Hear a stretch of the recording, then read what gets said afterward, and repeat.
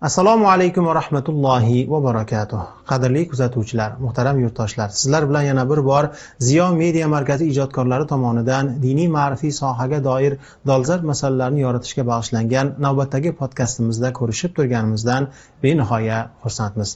Azizlar, bugungi suhbatimiz eng muhim va dolzarb mavzulardan yana biri haqida, ya'ni soxta salafiylik tahdidi borasida suhbatlashamiz. Ushbu podkastimizni kengroq va batafsilroq yoritib berish, bu haqdagi ilm ma'rifatimizni yanada ziyoda etib manfaat olish maqsadida studiyamizga Imom Moturidiy Xalqaro ilmiy tadqiqot markazi ilmiy xodimi ustozimiz Ixtiyorjon domla Abdurahmonovni taklif etganmiz. Assalomu alaykum ustoz, studiyamizda siz bilan ko'rishib turganimizdan benihoya xursandmiz. Xush kelibsiz. Va alaykum assalom, rahmat.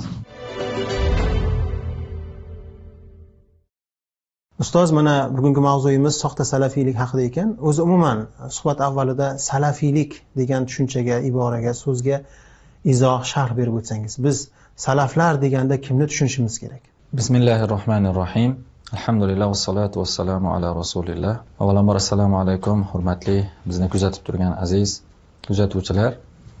Albatta, bugun sizlar bilan gaplashmoqchi bo'lgan, suhbatlashmoqchi bo'lgan mavzuyimiz juda ham dolzarb. Avvalambor salafiy so'zini sharhiga, izohiga to'xtalsak, salafiy so'zi salaf so'zidan olingan. Bu lug'atda o'zi avval yashab o'tganlar, ajdodlar ma'nosini anglatadi. Payg'ambarimiz sollallohu alayhi vasallam bir hadis sharifda aytadilarki, eng yaxshi davr mening davrim, so'ng unga yaqin bo'lganlar, so'ng unga yaqin bo'lganlar deb marhamat qilganlar. Butun islom ummati eng yaxshi asr bu salaf solihlar asri deb o'sha ilk 3 asrda nazarda tutishadi. Ya'ni payg'ambar sollallohu alayhi vasallam yashagan davr, undan keyin tobiinlar davri va keyin taba tobiinlar davri. Mana shu davr islom ta'limoti bo'yicha eng o'sha asri saodat ham deyiladi. Salaf solihlar yashagan davr deb ataladi. Aynan salafiy tushunchasi ham o'zini mana shu salaflarga nisbat etuvchilar degan ma'noni anglatadi. Bu o'sha ularni da'volaridan kelib chiqqan so'z bo'lib, ya'ni biz o'zimizni mana shu salaf solihlarga o'xshatamiz. O'shalar qanday yashagan bo'lsa shunday yashaymiz va o'shalarning amalini biz qilamiz degan zohiran shunday da'vo. Da'vo zohiran qaraganingizda to'g'riga o'xshaydi bir e'tibordan. Jimjimador o'xshaydi. Lekin ulamolar buni o'sha chuqurroq o'rganishgan paytda aslida hozirgi o'sha salafiylik da'vosini qilayotganlar balkim o'sha paytdagi salaf solihlarga ergashmayaptilar. Balkim ular ham o'zlarini keyingi davrdagi olimlari, o'zini ustozlarining so'ziga ergashib bu da'voni qilayotganliklarini ko'rishimiz mumkin. Bilamiz, islom ta'limoti bo'yicha ahli sunna val jamoa eng to'g'ri yo'l hisoblanadi va ahli sunna val jamoani fiqhda 4 ta mazhabi bor, e'tirof etilgan: Hanafiylik, Shofiylik, Molikiylik va Hanbaliylik. Va ahli sunna val jamoani o'sha 2 ta e'tiqodda e'tirof etilgan aqidasi bor. Bu ham bo'lsa Maturidiylik va Ash'ariylik bo'ladi. Biz yurtlarimizda Hanafiylik mazhabi va e'tiqodda esa Maturidiylik ta'limoti amalda kelmoqda. Biz ustozlarimiz, ajdodlarimiz mana shu mazhabda va mana shu e'tiqodda yashab o'tishgan. Imom Ramazon Buti hazratlari bir kitob yozganlar: As-salafiyatu marhalatun zamaniyatun mubaraka la mazhabun islamiy degan. Ya'ni salafiylik bu muborak zamon, bu muborak zamon bosqichi, la mazhabun islomiy, bu islomiy bir mazhab emas, bu salafiylik dedi. Ya'ni bu salafiy degan bir alohida oqim bo'lishi mumkin emas dedilar. Ya'ni salafiy degan alohida bir tushuncha bo'lishi mumkin emas degan ma'noda bir alohida ularga raddiyasi o'laroq kitob yozganlar. Va bu kitobning nomi ham o'zi qarang, kitobning mazmunini ifodalaydi-da. Qarang, bu salaf solihlar yashagan davr, muborak zamon bosqichi bu. Bu alohida mazhab qilib oladigan bir ta'limot emas bu. Yoki alohida bir tushuncha emaski, bir mazhab bo'lib tutib olinsa deb Ramazon Buti hazratlari ushbu asarda ko'p o'sha soxta salafiylarga raddiyalar berganlar, ularning e'tiqodlari qanday ekanligi va qachon tashkil topganligi haqida ham bir qator shu ma'lumotlar, yaxshi ma'lumotlar berib o'tadilar. Demak, o'zi bizda salafiy tushunchasiga soxta so'zi qo'shilyapti. Nima uchun desa, chunki salafiylik deb aytilayotgan paytda insonlar salaf solihlarni tushunib qolmasin-da, o'sha davrni tushunib qolmasin-da. Shuning uchun soxta salafiy degan so'z ishlataylik, toki bilsin hozirgi kunda o'sha salafiylik g'oyalarini targ'ib qilayotganlar, bular soxta salafiylar.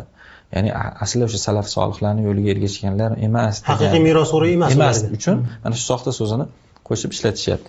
Ramazon Buti hazratlari bu boshqa bir qator ulamolar bu ta'limotni ilk kelib chiqish borasida turli xil fikrlar bildirganlar. Salafiylar aytadilarki, Ramazon Buti hazratlari o'sha Misrdagi fikriy haligi bir nima deydi, revolyutsiyani egalari bo'lgan bular o'sha Jamoliddin Afg'oniy va Muhammad Abduhlarga borib taqaladi degan Ramazon Hazratlari. Ya'ni ilk o'sha salafiylik g'oyalari, salafiy so'zini ishlatilishi ham mana shu davrga bog'lanadi degan o'sha Jamoliddin Afg'oniy, Muhammad Abduhlar o'sha salafiylik g'oyani ilgari surgan deydi. Ba'zilar o'sha Muhammad ibn Abdul Vahhobga, o'sha vahobiylik firqasi asoschisiga borib taqaydi deydi. Ba'zilar bu o'sha 7-asr hijriy asrda yashagan Ibn Taymiyaga borib taqaladi bu salafiylik g'oyalari deb aytishgan. Ahli sunna val jamoada bilamiz, biz misol uchun Hanafiy mazhabiga e'tiqod qiluvchi insonlar, amal qiluvchi Hanafiy mazhabida amal qiluvchi insonlar Abu Hanifa rahmatullohi alayhiga ergashamiz.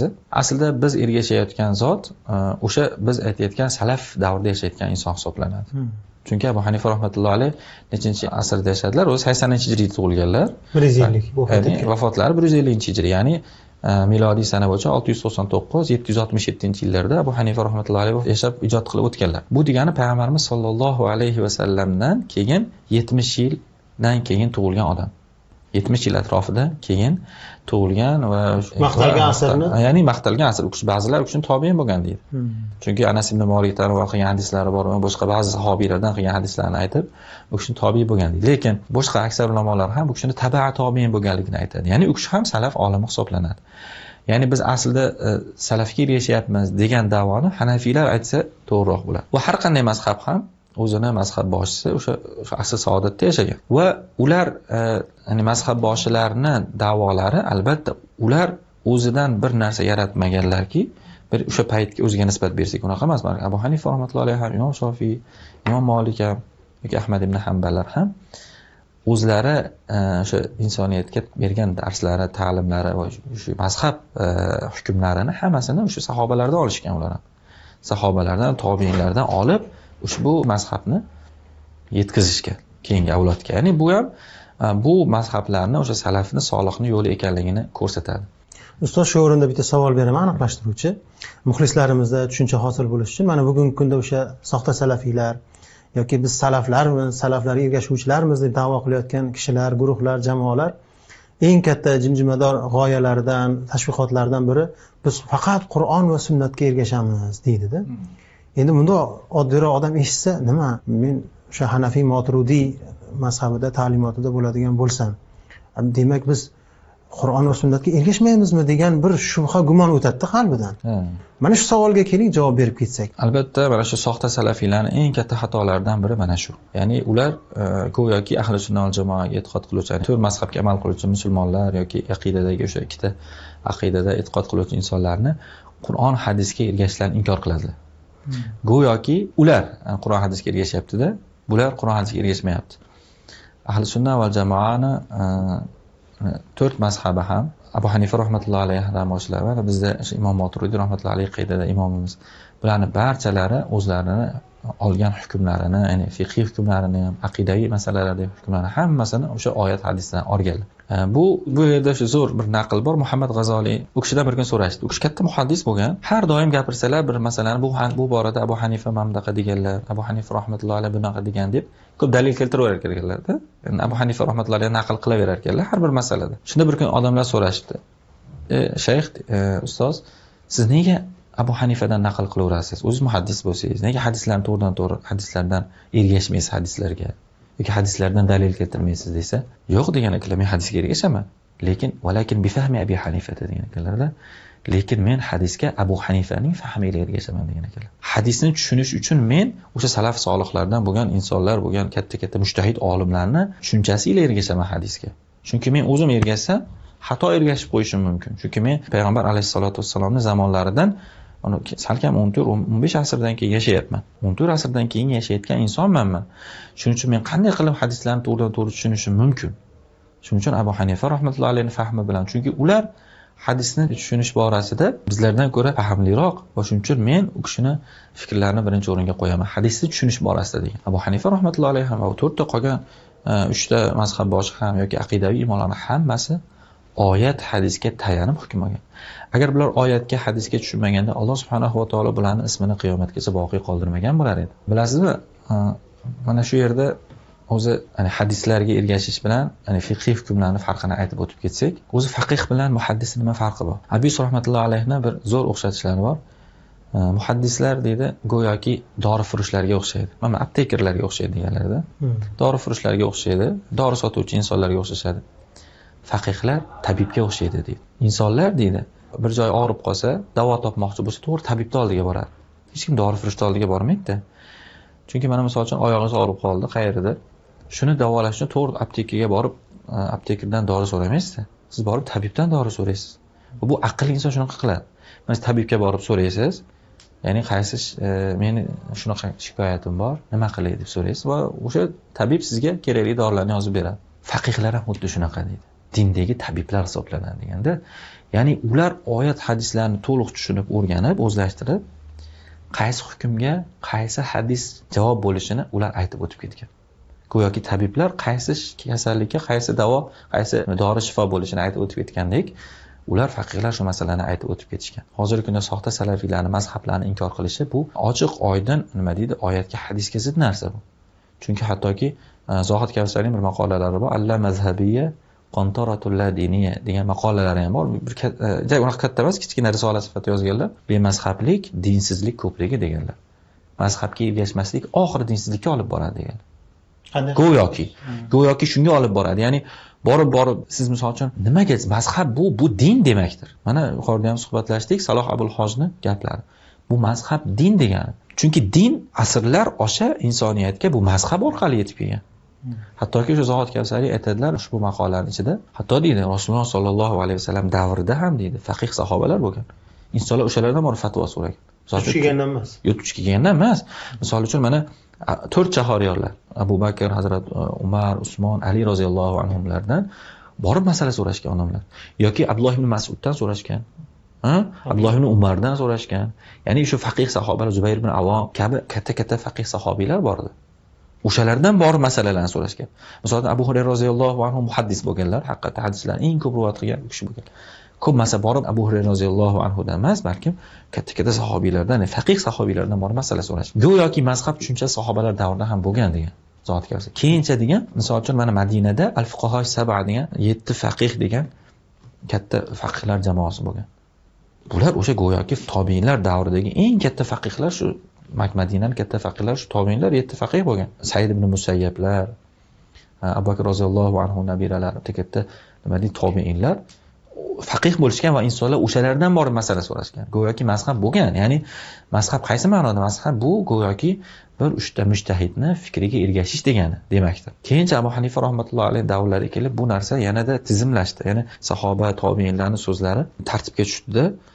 Endi mana shu fikrlarni bir joyga jamlashga ehtiyoj sezildi va Abu Hanifa rahmatullohi alayhi mana shu sahobalarning so'zini, tobiinlarning so'zini yig'ib, jamlab, hadislarni tushunib, oyat hadislarga moslab, go'yoki bir hamma masalalarni bir joyga tartibladilar. Keyincha bu mazhab bo'lib shakllandi va shogirdlar qoldirdilar va shogirdlar keyingi avlodga yetkazish orqali ushbu hukmlarni keyincha mazhablar shakllandi. Mazhablar shu tarzda shakllangan. Yuqoridagi ma'ruzalarda ham ta'kidlab o'tganman. Hech qaysi mazhab boshi men kelajakda mazhab tuzaman, mazhab boshi bo'laman, mujtahid bo'laman deb faoliyat olib bormagan hech kim. Bu ilohiy taqdir bu. Alloh subhanahu va taolo ularni mana shunday Alloh taolo ularga ijtihod berdi. Alloh subhanahu va taolo ularga shunday yetuk ilm berdi.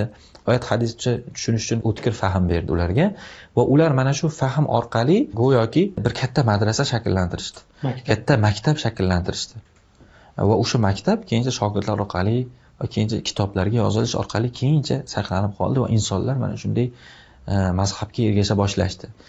Mazhabga ergashish demak, yuqoridagi savolga qaytamiz. Mazhabga ergashish, hadisga ergashish, oyatga ergashish, sahobaning so'ziga ergashish, tobiin so'ziga ergashish, mujtahidlar, ulamolarning so'ziga ergashish demakdir. Bu bitta olimni mazhabga ergashish degani bitta olimni shunchaki so'ziga emas, balkim u orqali shakllangan sahobalarning so'zi, tobiinlarning so'zi, ulamolarning so'zi jamlashi bir ulug' bir umumiy xulosaga kelingan bir hukmga ergashish demakdir bu. Bu go'yoki xulosa. Mazhab boshilarining fikrlari, mazhabda aytilgan fikrlar go'yoki shuncha oyat hadislardagi yoki sahoba, tobiinlarning so'zining go'yoki qaymog'i bu. Ular butun umrlarini sarflab mana shu oyat hadislarni tushunishga bel bog'lab, kirishib go'yoki mana shunday mazhablarni shakllantirib ketdilar. Va shuning uchun ulamolar aytdilarki, 4 ta mazhabdan keyin birorta mazhab chiqmaydi, chunki 4 ta mazhab ulamolar hamma hukmlarni bayon qilib ketib bo'ldilar. Bundan keyin bir alohida bir mazhab shakllantirish imkoni ham yo'q. ehtiyoji ham yo'q deb turib, butun ummat, islom ummati ijmo qildiki, mana shu 4 mazhabdan keyin mazhab chiqmaydi endi.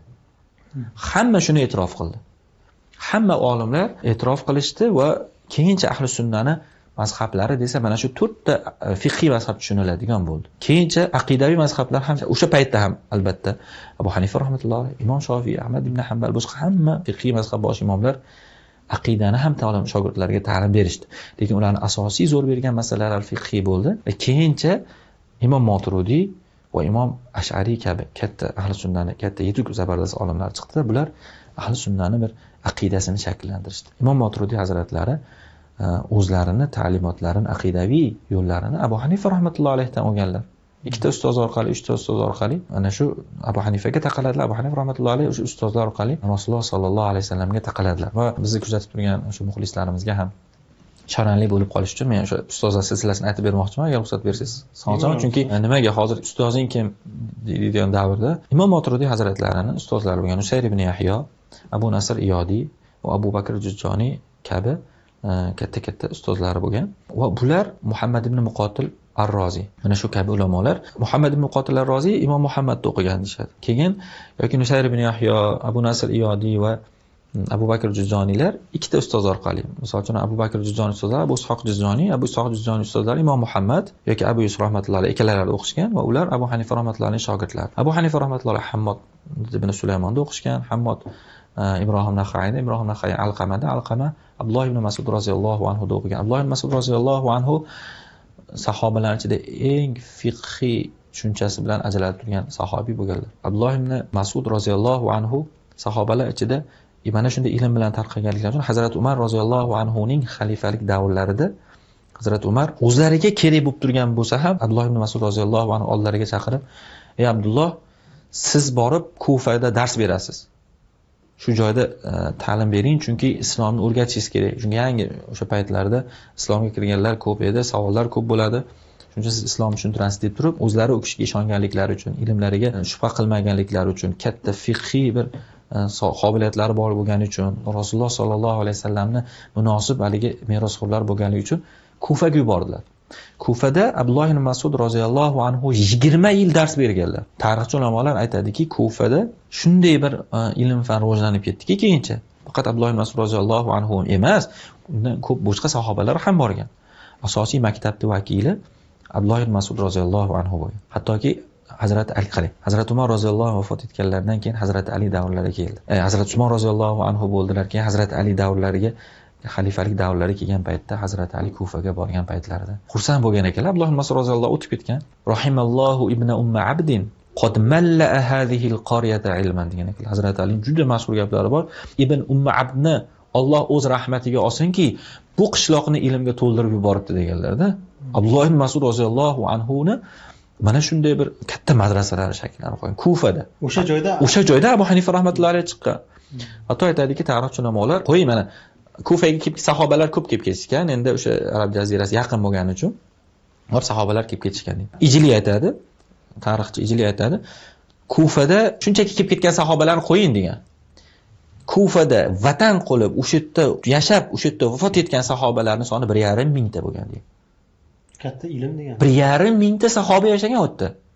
Ishoqjon, ya'ni bu mazhablar tushunchasini biz inkor qilib olayotganlarga yana bir insof bilan boqishlarini men chaqirib qolgan bo'lardim-ki, bu fiqhiy mazhablar bu osmondan tushib qolgan ta'limot emas, bu hukmlar osmondan tushib qolgan hukmlar emas. Bu Abu Hanifa rahmatullohi alayhi mana shunday katta shakllangan madrasa, shunday bir muhitda shakllangan, yetishib chiqqan olim hisoblanadi. U kishi mana shu Kufani, shu olimlar, sahobalarning so'zini to'plab, Ibrohim Naxai katta faqih bo'lgan. Alqaman bilamiz. Alloh ibn Mas'ud roziyallohu bularning so'zini to'plab keyingi avlodga, shogirdlarga yetkazdilar bu kishi. Va Alloh subhanahu va taolo o'zining ilohiy bir hikmati ila mana shunday zotlarning ismini kelajakda qoldirdi. Va biz yurtlarga ham mana Abu Hanifa rahmatullohi alayhining shogirdlari va nabira shogirdlari biz Mavorannahr diyorlariga ham mana shu mazhabni olib kirdilar va bizning Mavorannahr diyorlik ulamolarimiz, olimlarimiz Hanafiy mazhabida ijod qilib va shunday bir asarlar yozdilarki, hozirgacha dunyoning boshqa turli xil mintaqalarida Hanafiy mazhabida e'tiqod qiladigan, ya'ni amal qiladigan, Hanafiy mazhabi hukmiga amal qiladigan musulmonlar uchun dasturul amal bo'lgan asarlar qoldirishdi.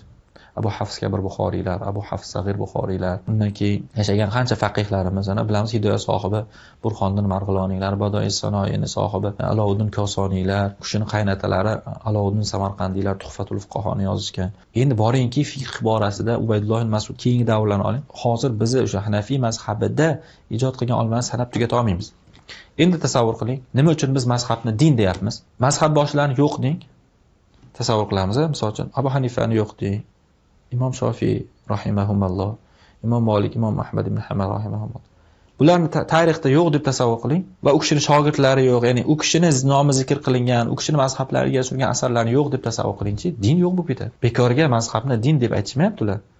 Butun tarixda qancha asarlar yo'q bo'lib ketadi. Minglab, yuz minglab asarlar yo'q bo'lib ketadi. Bu degan din yo'q bo'lib ketadi degan. Bu katta o'sha tarixda ijod qilgan olimlarni olib qarang, hammasi mazhabga ergashgan, hammasi. Ibn Hajar Asqaloniylar. Ibn Hajar Asqalon qanaqa katta olim bo'lgan. Bitta zo'r gap keldi mana shu yerda.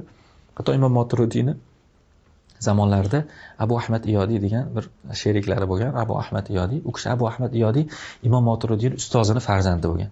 Abu Nasr Iyodiyning o'g'li bo'lgan. Fiqhda shunaqa kuchli bo'lganki, Sufani Hazratlari shu sifatlab aytadi-da, qarang, Hanafiy mazhabining to'g'ri ekanligiga dalil Abu Ahmad Hanafiy bo'ldi deyishgan.